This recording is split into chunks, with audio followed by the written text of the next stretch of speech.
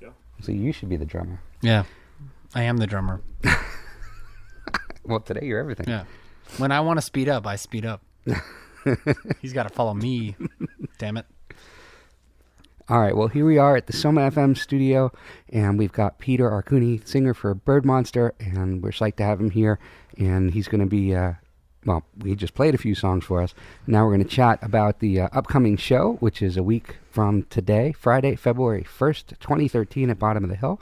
SomaFM presents Mr. Loveless and Churches and Birdmonster, and we're so psyched to have Birdmonster on. Birdmonster has played at more BAGeL Radio Presents events than any other band, and we're thrilled to have him back. And so thanks for being here, Peter. No problem. BAGeL Radio has played at more Friday afternoons while I'm sitting in my apartment eating lunch days than any other internet radio station.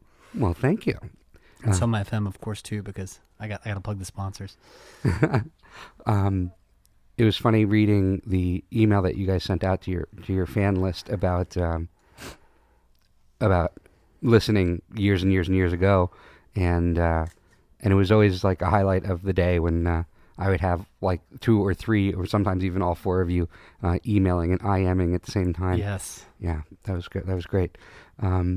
So these days, you're not just doing Birdmonster, Peter. You're also doing your own solo thing, Sonny Pete. Yes, I feel like solo is a very intense word.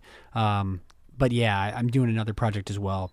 So yeah, I guess I would say it's a side project. There are other people involved in it, and solo sounds like I took the band and put them on a bus. And the listeners here are familiar with several Sonny Pete songs, but my question is about how do you figure out which songs are going to be Sonny Pete songs and which songs are going to be Birdmonster songs? That is a fine question. It's a fair question. Really, that project sort of arose after Birdmonster had been doing a bunch of touring, and we decided to take a little time off. And I just really used it as a chance to just do something sort of purely creative and purely on my own to sort of grow as an artist.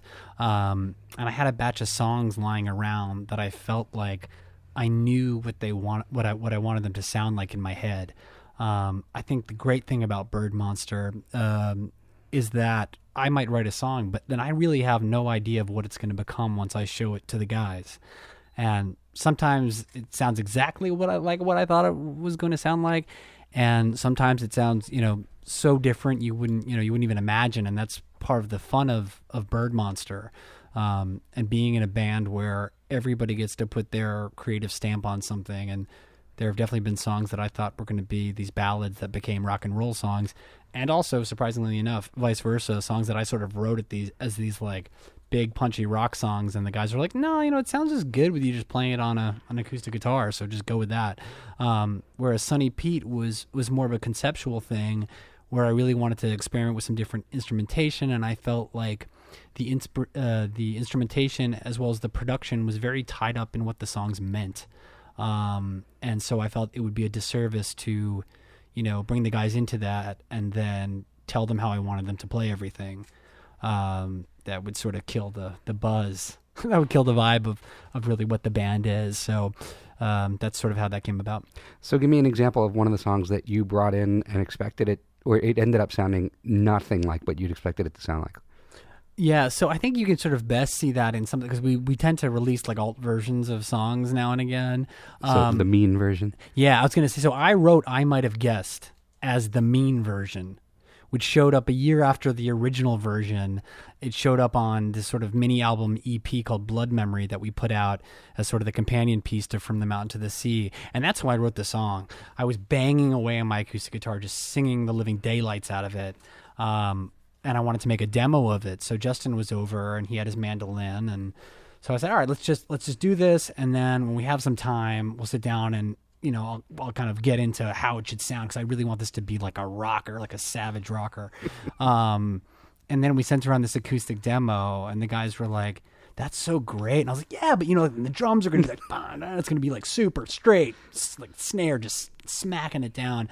And they were like, oh, like really? And then so we got together the acoustic version, and then they humored me, and we made the mean version, which I think it's great too. And so, these days there's so many opportunities to release things that, we end up like releasing all sorts of stuff. So yeah, it's a wonderful time for B-sides. yeah. And sometimes live we do it. I don't know if you've noticed. We'll do like a hybrid version. So we'll sort of do the first half as sort of this mellow, sad tune, and then I'll get my snarl on halfway through. Yeah, and the drums will kick in.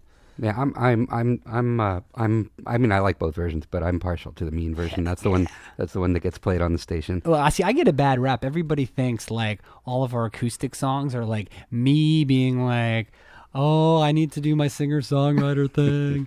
And what's funny is a lot of times that isn't the case. All right. Well, you guys are now, as Birdmonster, doing the singles project. Yep. And where are we at with that?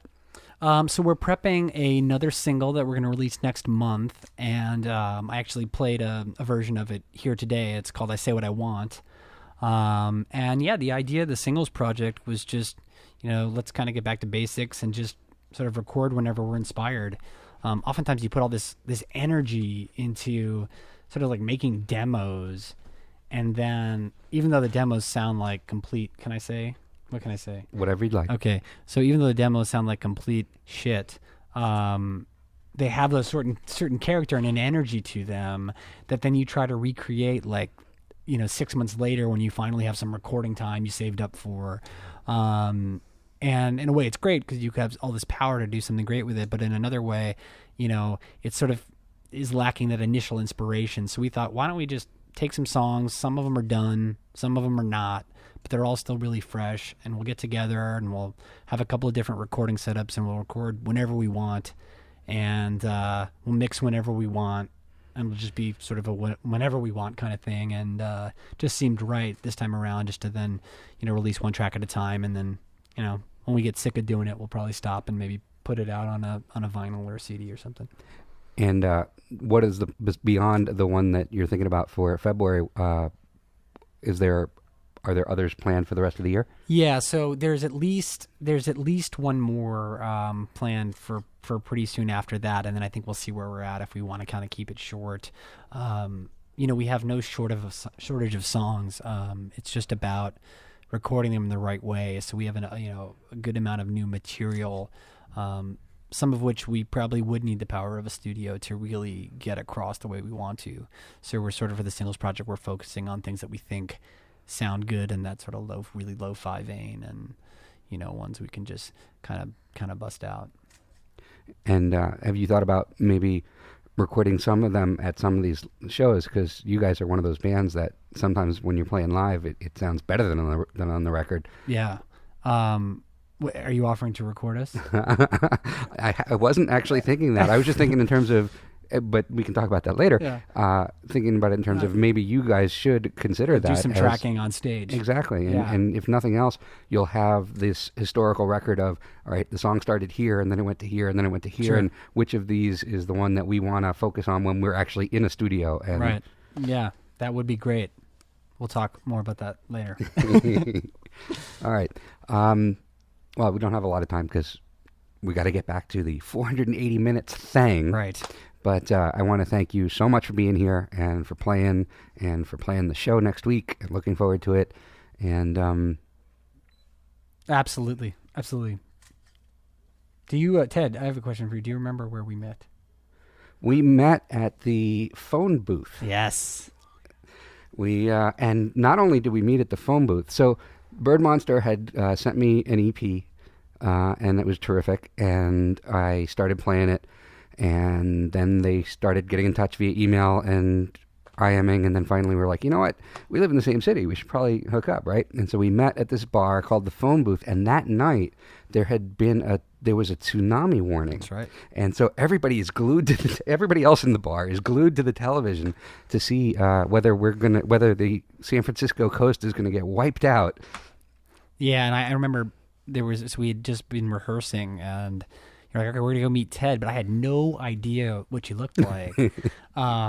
So it was sort of this idea of like going to the bar, and it's like, who's this guy? Like, where is he? And then finally find him, and then there's this tsunami, and just sort of wondering, okay, is this it? Is this our last night? on Earth, spent here with BAGeL Ted in a dive bar in the Mission. Well, I mean, for me, it could have ended worse. Yeah, it's all been downhill from there. I'll tell you all. All right. Well, thank you again. Yeah, thanks for having me. And we'll see you very soon.